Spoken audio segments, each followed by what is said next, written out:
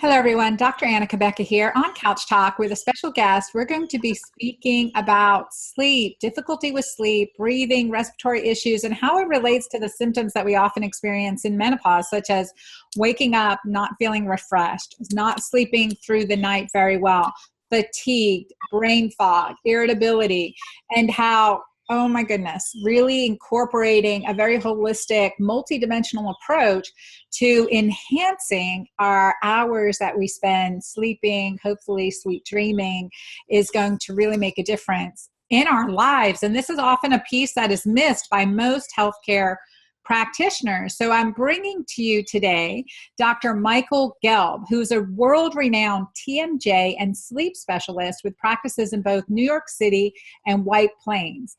He received his medical degree in dentistry from Columbia University College of Dental Medicine and his MS from SUNY at Buffalo School of Dental Medicine. He is the author of GASP, Airway Health, The Hidden Path to Wellness, and the co-founder of both the Foundation of Airway Health and the American Academy of Physiological Medicine and Dentistry.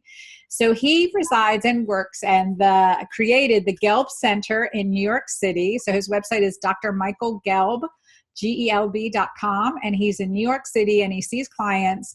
And he is also his father. Let's see here now. So the Gelb Center was founded by his father. Michael, you're going to have to tell us about that and then your lineage here in sleep technologies and how you've really become a passionate in this area. Welcome. Great to have you here. It's great to be here. Yeah, I started off initially with the TMJ. My dad had kind of created the specialty and brought it to the rest of the body.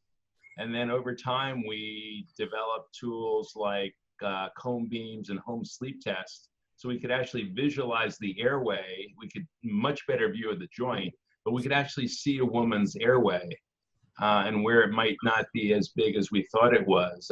Nasal airway, the airway behind the tongue. And we had these things called sleep tests, both polysomnograms and home sleep tests. And it really opened us up to be able to diagnose and start to figure out that a lot of the symptoms were really coming from sleep. Not just the oxygen, but sleep architecture, how well people were sleeping or not sleeping, disruptions in sleep, and just the profound effects those can have on a woman's life. So let's talk about that. When do changes start to occur where there are issues with sleep? It's really, in women, it's really around perimenopause.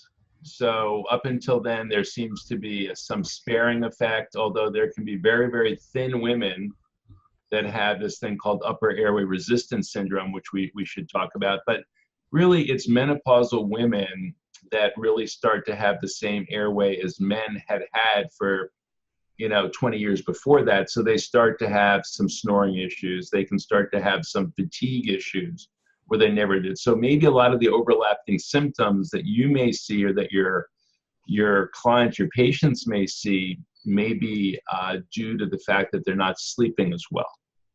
Oh, yeah, absolutely. Right. A very common, almost universal complaint in the menopause, as our hormones are changing, is the difficulty in restful, restorative sleep. So let's talk about that from your perspective, the airway perspective. Right. So one of the key things is that women lose their protective reflexes. So their reflexes in the throat, their reflexes in the tongue. So women have this degree of activity in their tongue muscles at night, which keeps the airway open. Around perimenopause and menopause, we lose these protective reflexes, muscle reflexes, neuromuscular reflexes, and that airway tends to relax a little bit more than it should, and the airway can narrow at night. Airway narrows, we get problems with our brain. We get this thing, upper airway resistance syndrome. It can be snoring, can be airway resistance, or it could be full-blown apnea. But they all can produce pretty profound symptoms just based on a slight narrowing of the airway. Well, you've talked about a lot of symptoms right now, a lot of syndromes, and the one that most commonly people hear about is sleep apnea. So there are all different reasons for a difficult night's sleep other than sleep apnea. So can you kind of go through like what your workup is and trying to discern what's going on here between the Right. different types of sleep issues? Sure. So the first thing we try to that we ascertain from the patient is, why are you here? What's your chief complaint? And a lot of times it could be, I always say that men are in denial and women speak in code. So a woman come in for her headaches or her TMJ, because the TMJ also starts to break down. The jaw tends to recede a little bit. We lose some muscle, bone, collagen. Our jaw tends to go back a little bit around perimenopause. And when the jaw goes back, the airway closes. But it's also the time where you may get neck pain, headaches, clicking in your jaw. So I listen to that, but in the back of my mind, I'm also listening for some of the symptoms of fatigue, unrefreshing sleep, anxiety, insomnia, and trouble focusing, difficulty concentrating. So what I do then is I do my evaluation. I do muscle palpation. I listen to the joint. I look down the throat. I do a Malampati. I see how big the tongue is. So I can have very, very petite women that have big tongues, or they may have small noses. And so we identify anatomically where there may be some airway restrictions, and we put together the story with the complaints, with the exam, with the imaging, and we come up with an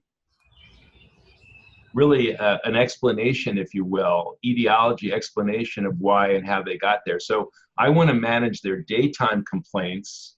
I'm exhausted, I can't focus, I'm depressed, I have anxiety.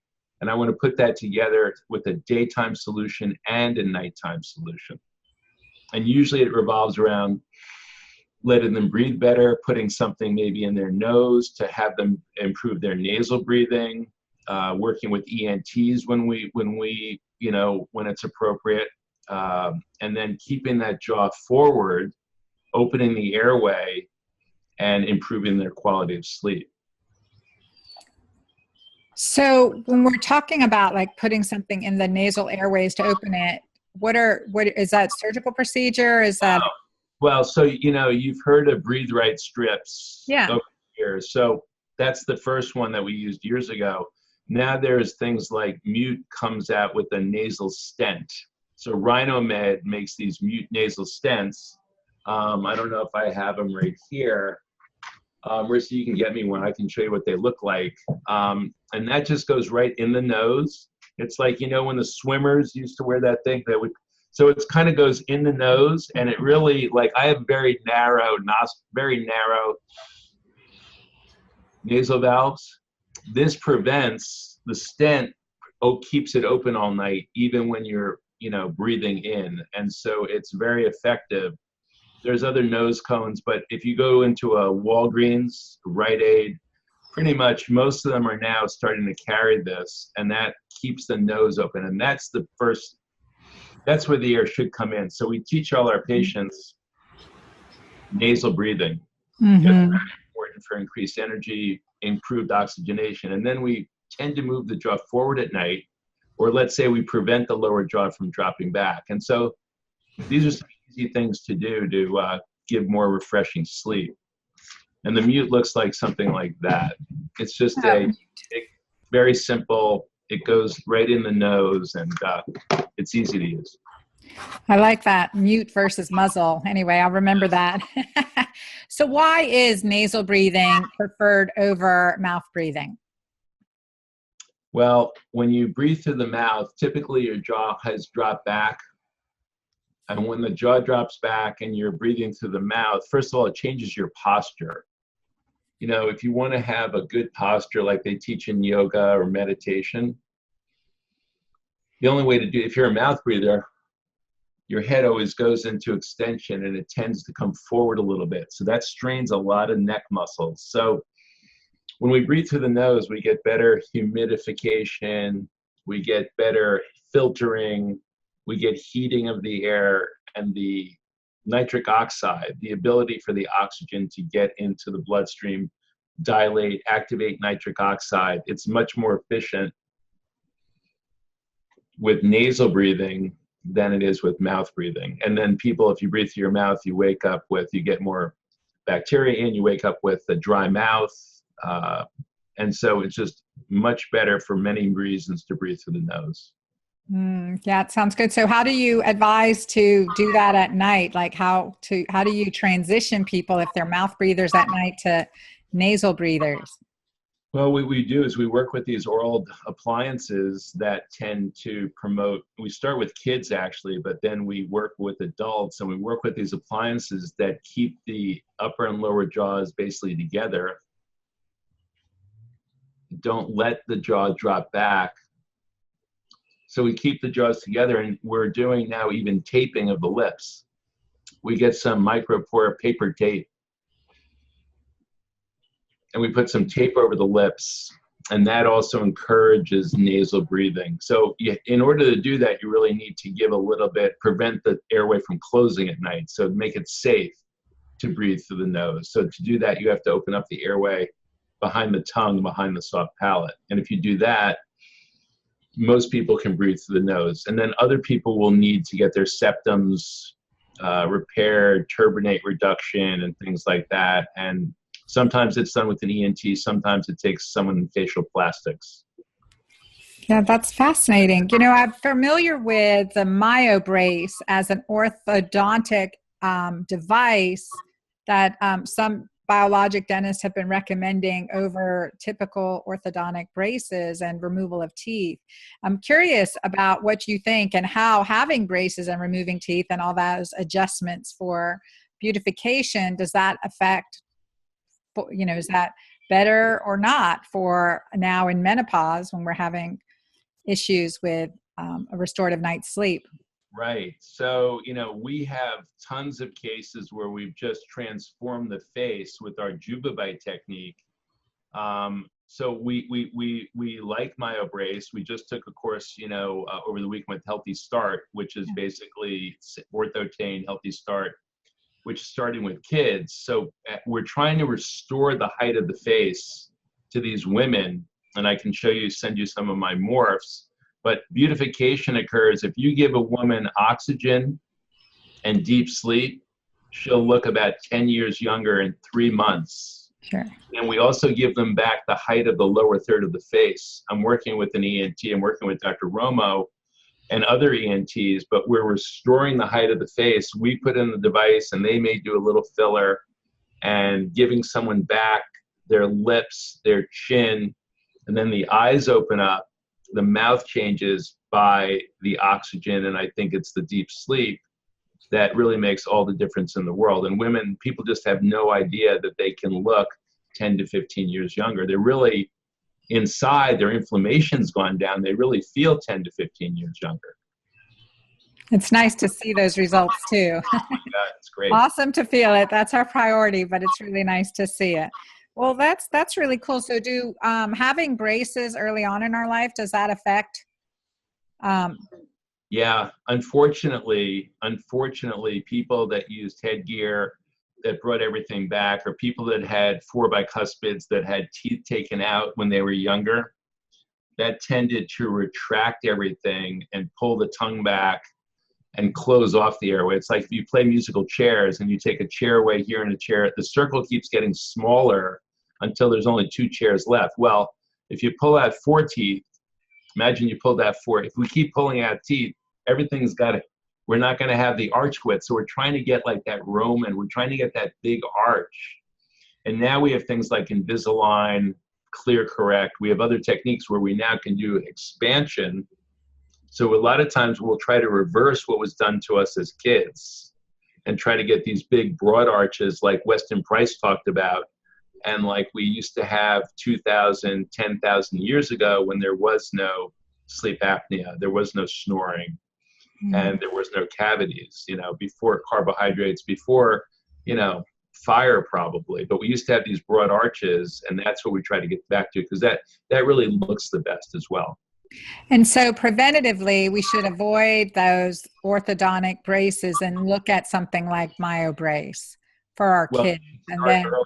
Yes. So you want to early. start with expansion. You want to start bringing the jaw forward at age 3, 4, 5, certainly by 6 or 7, but we want to try to get the kids mainstream. We want to get the kids not having symptoms of ADHD. We want to get them off those meds. And if you get the kids sleeping through the night by tonsils, adenoids, and bringing the jaw forward, expanding the jaw, and then myofunctional therapy, then that can work. So myobrace is a good technique. Healthy Start's a good technique. Working with myofunctional therapists and working with ENTs that get it. Wow, that's huge. And so what's a resource for people to go to? Because I know all the moms are like, okay, yeah, like I know my youngest is 9 years old, right? So I'm thinking Yes. I've avoided everything until this, but I've looked at MyoBrace. It's just 5 hours away for us. Yeah, so, Healthy Start, if you go to the Healthy Start website, that's a resource. We have the Foundation for Airway Health, airwayhealth.org. So if you go to airwayhealth.org, we have a practitioner list of practitioners that have taken the pledge to keep an open airway. So that's a good start. And I think, reading the book Gasp. So can I get a copy of the book? So every mother with a young kid, if they pick up Gasp, there's a lot of references and websites in there, and everything is evidence-based. So we start with childhood and we work our way up, and we show the effects on airway and breathing on perimenopausal, menopausal women. But we start with children as young as age 1 or 2, and then 3, 4, 5, 6. And, you've got to look for that right pediatric ENT in your community that's been trained in airway and sleep.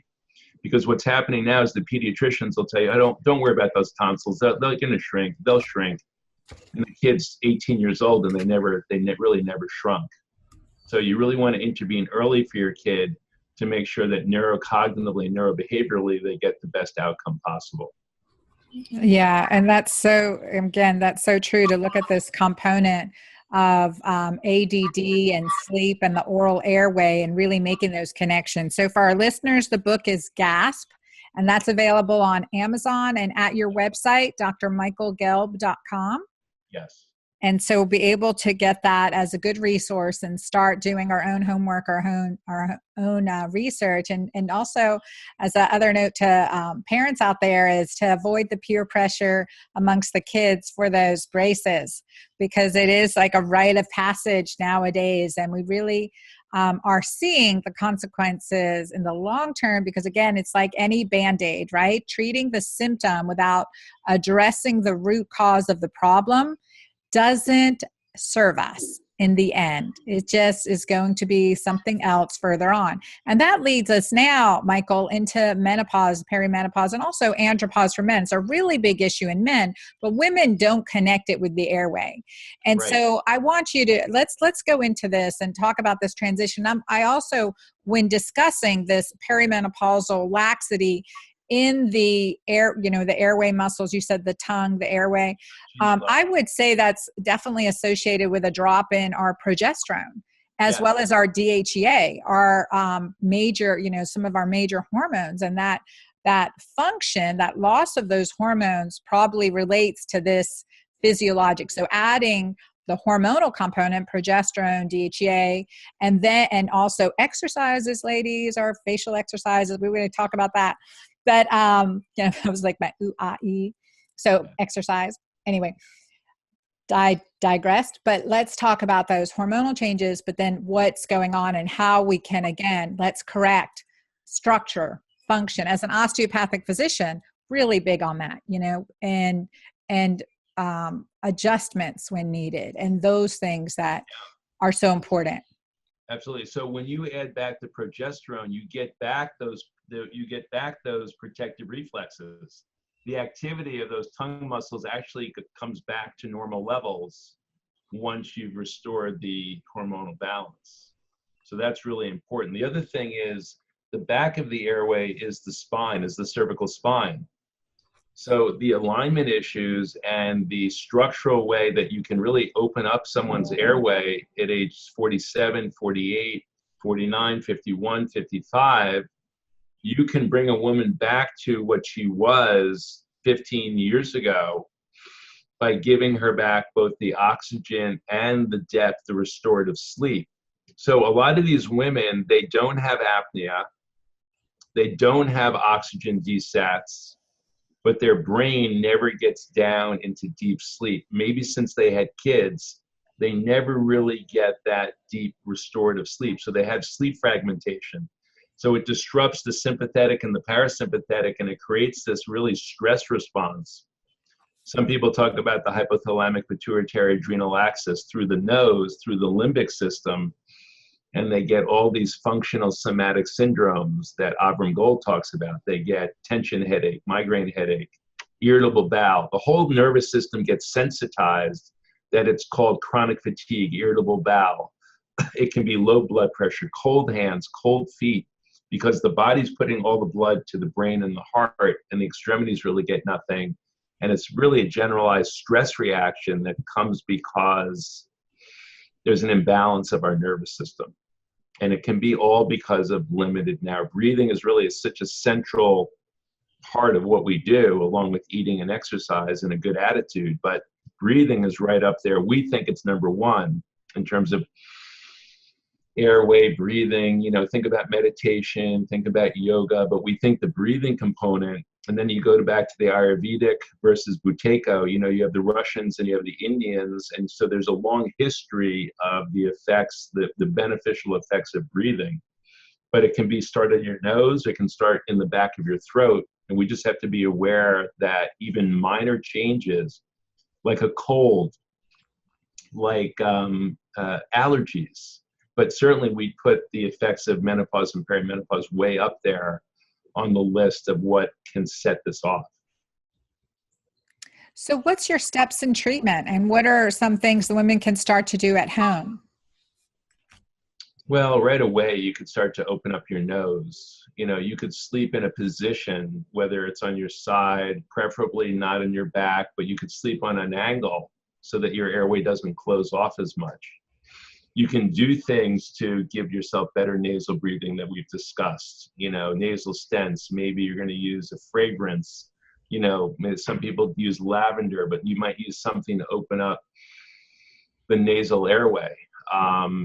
You know, consult an ENT, but we usually try things non-surgically first before we'll go with recommending anything surgically. And then there's different types of bite plates that you could start with an over-the-counter. We recommend custom appliances, especially so you want to get a better fit and you want to be able to work with a dentist that's trained in airway.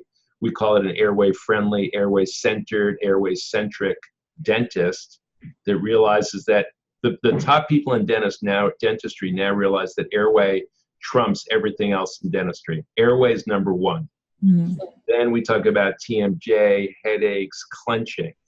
If you have a clenching problem and you're out there listening to this, probably at least 35 to 50% of people that have clenching problems also have sleep-related, airway-related problems. Clenching is really a sleep disorder. So 50% of the appliances that are worn every night in the United States are actually closing the airway. So 50% of the night guards that you're wearing every night are not helping you, they're actually maybe closing your airway. So you want to get a night guard that's not just a night guard, but it's an airway. It's a sleep device. It's an airway guard, and it's something that can lead to refreshing sleep, help you with your anxiety, help you with mood swings and things like that. So why not? You're wearing something at night anyway. You might as well wear something that's working rather than something that may be making you worse. So explain the difference, because I'm not familiar with night guards or airway guards and haven't used any apparatuses. If you use a guard in your mouth and it's just flat planed and it allows your jaw just to slide back or just to open a little bit, when your jaw just opens back, it's actually closing the airway. So sometimes we have to go into like a speaking, like when I say 66, Mississippi, you have to bring the jaw slightly forward at night, which opens the airway. So like in anesthesia, what do? They pull your jaw, or in CPR, you pull the jaw forward. Right. And when you pull the jaw forward a little bit, that creates an open airway, which is what we do all the time in post-surgically, in CPR, emergency situations. We want to restore the airway. So that's what we're doing for women and for kids, is we're restoring their airway, because through poor diet, epigenetic pesticides, preservatives, our jaws have gotten smaller and smaller with time. So we're basically just trying to reverse that trend. It's the paleo trend, but we're trying to do it with better diet, things like that. But one thing that we can do with dentistry is we can help restore the airway. Yeah. So that's how we do it. So we look at different ways that we can either make things wider or bring things forward. And we like to do it as a child, but if we're in your 40s or 50s and you didn't get this treatment as a child, it's never too late. You can intervene. We've treated 84-year-olds, 85-year-olds with this, and they've done great. So we're lowering inflammation in all ages, and we're really restoring kind of the balance of the sympathetic and parasympathetic in the brain. And then that's leading to a lot of good changes in a lot of the women. And they can just be minor disturbances that cause big, big changes. Okay. Well, I mean, that makes sense. And I know, just thinking from, closing from that the airway opening, and that's something that everyone listening right now could just kind of assess themselves. If you're slumped over in the chair, your neck's extended, that's a really difficult closed airway, right? Versus sitting up.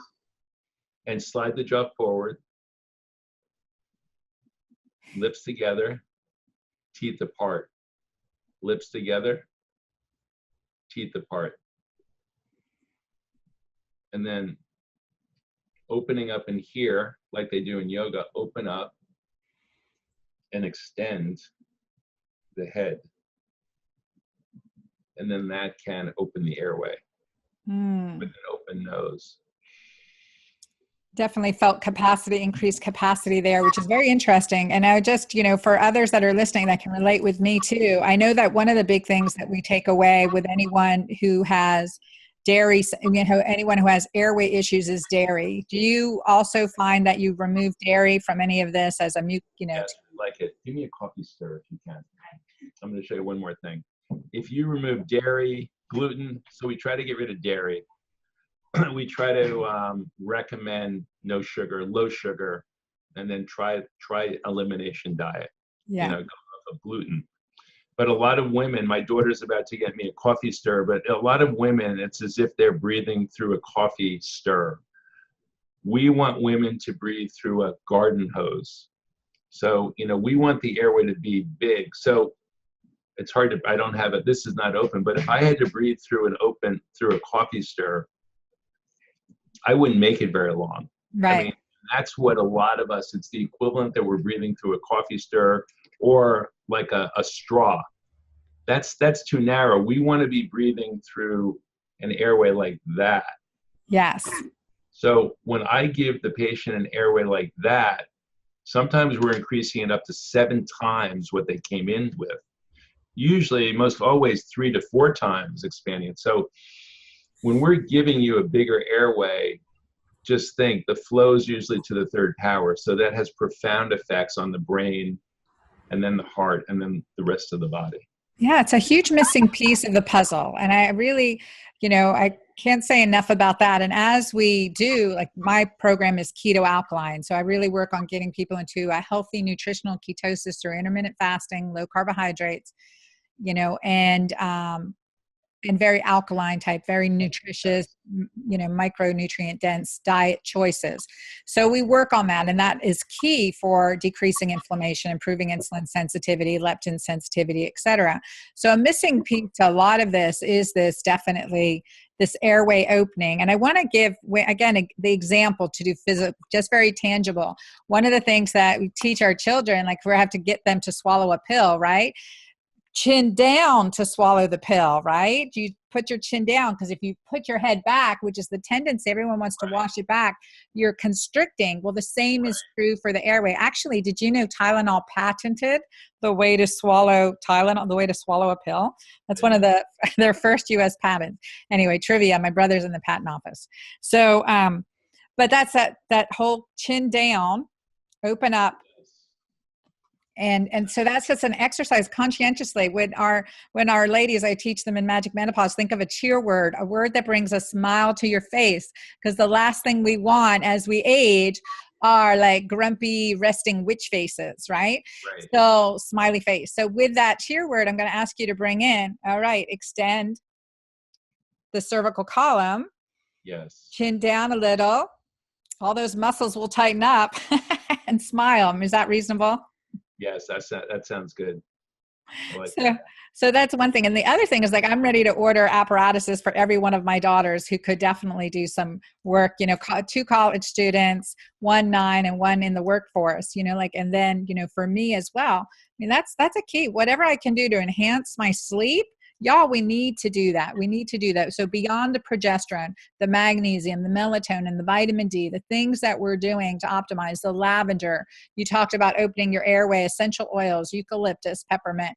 There are great blends of breathe essential oils that you can get from different companies. And so those are good. So now we go on, we're doing these things, we're doing the exercises, we're focusing on, as you said, lips closed, teeth apart, opening up that airway, feeling that improved air coming into you. What then? Where do we like, okay, I want to get this apparatus. What do we do now? Well, what you can do is we have things like Jumabite for the day, which really is your day device, which opens everything up, gives you back the height, gives you what you've been missing as this went back. So instead of going out and having your teeth done, there's a product like Jumabite where we have a website, jumabite.com, or you can go and look for a dentist in your area that's been trained in sleep medicine. And now there's maybe 5,000 dentists that have been trained in sleep medicine, but there's a big push right now in this country to have dentists be the ADA. As a matter of fact, they just passed it in October. Dentists are now supposed to screen all their patients for snoring and sleep disordered breathing. Now, how many years that will take? But the consumer, you got to look for a dentist that's airway friendly.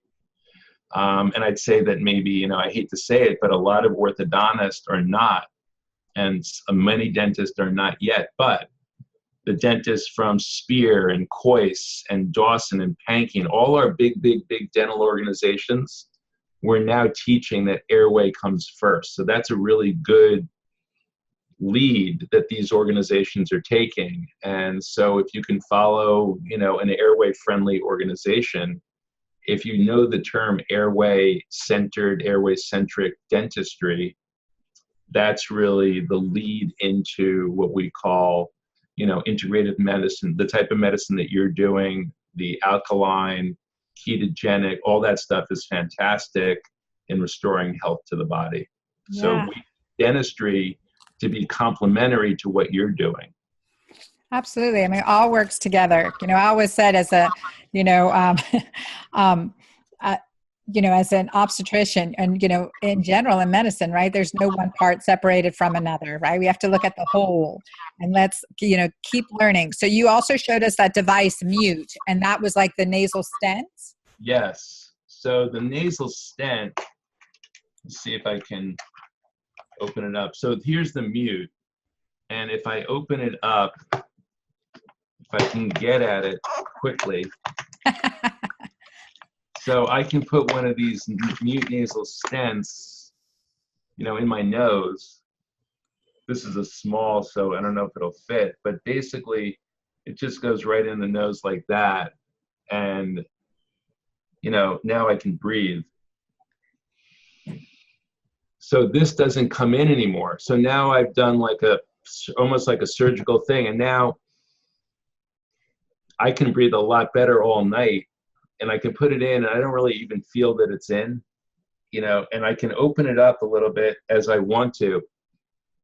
That's just a real simple thing to do. So we give that to mostly all of our patients that we see have narrow noses. And I can't tell you, most men have a deviated septum just because the way that we've developed, we have a deviated septum, or we have enlarged turbinates, or we have a narrow nose, or we had a rhinoplasty when we were a kid and they made everything really narrow, and then we can't breathe. So, I mean, that's a really easy thing to do. And then there's, neti pots, nasal flushes, rinses, keeping everything very clean, that also helps. Yeah, yeah, I agree. And I think especially we're in middle of flu season now, one of the things that I advocate too is the Argentine silver or a colloidal silver in the nasal passageway. But okay, I like that. I'm going to definitely try those nasal stents and see what happens there. And then you talked about um Yeah, we have an airway centric guided. I came up with an airway centric guided system where any dentist in any part of the country through Prosomnus Labs, they can order one of these ACG devices that it's airway friendly. So it's just a way that you can ensure that your dentist may be using an airway friendly device, Yeah. as opposed to one that may not be so airway friendly. And people can find out more on your website. Will you give directions? So to find out more, again, this is absolutely a fascinating area, and we don't want to miss any aspect to rejuvenate, to improve the quality of our life, as well as the quality of our children's lives too. But it starts with us, right? We have to lead by example. So I think that's a really important part of this conversation is we've got to maintain, up-level our health, and also our children will naturally up-level their health. And the more we learn about these things, but certainly as a mom, I've been avoiding the orthodontist and of trying to fight the peer pressure and been looking at another option for improving the jawline. Yeah, so drmichaelgelb.com is probably the best place. And All so, right. yeah, Marissa's telling me that we post a lot on social media with Daphne, articles, blogs, try to explain a lot of these things in a really easy way, and trying to link a lot of these issues. So that's probably a good way to keep track of us too. All right, so perfect. So on Facebook, it is the Gelb Center, Gelb Center. And so follow him there, then drmichaelgelb.com. And Michael, it's been great to talk with you today. I've learned so much as well, just re-emphasizing that these things that have been on the back burner, like, oh yeah, I'll get to it. I'll get to it is just, you've just up-leveled it on my priority list. So I thank you very much. And for all our listeners, definitely comment below. Put some questions here. What else? What was the aha moment that you learned from this? I know I've learned several. And share this with your audience. Share this with your friends, because this is huge information. It makes a difference in the quality of our lives and the quality of the lives around us. I know so many women, you're complaining about your husband snoring. Well, look, we've just looked at some solutions here, and then we know there are some solutions. We don't need to sleep in bedrooms on opposite sides of the house, right? So that may seem like a very optimal option at times. However, it is not ideal. So share this information. Let's spread the word. Let's open our airways and have a better night's sleep. And remember your cheer word. And as you do that, smiling that you're going to open up your airway as well. Again, thank you, Dr. Gelb. Thank you, Anna. Nice to be here with you all. Thank you.